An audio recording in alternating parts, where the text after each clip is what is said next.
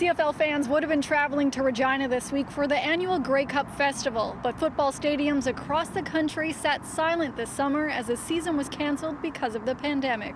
It's been an up and down roller coaster, but I think just keeping my focus working out has been the toughest because there's just there's no deadline. There's nothing that can tell me that I'm working towards, and I think that's what the issue is. DeVere Posey is a Grey Cup champion and was looking forward to starting the new season with his new team, the Hamilton Ticats.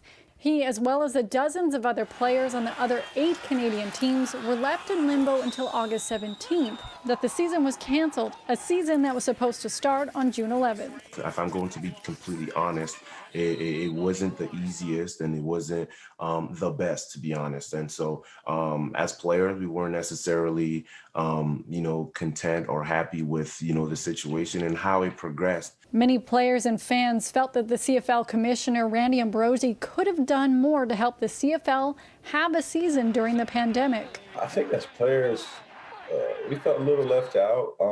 We felt a little in the dark.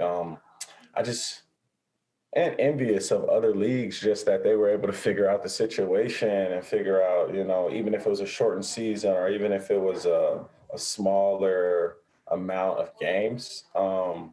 I think that's what hurt the most. The constant unknown left hundreds of players and the staff that work at the stadiums in limbo, wondering if they had to look for work during the peak COVID numbers during the summer months. Canadian football and CFL players might be the only professionals that have jobs in the off season.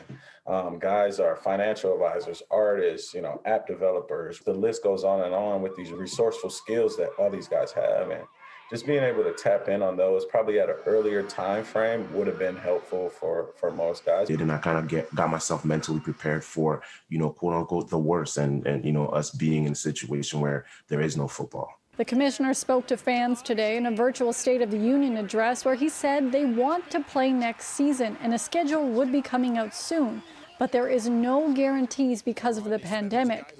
Players, however, are very optimistic about a 2021 kickoff, even if it means being in a hub city scenario.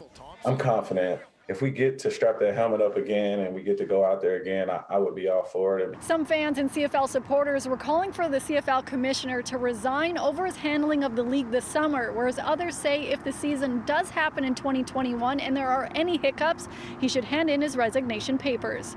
For City News in Toronto, I'm Lindsay Dunn.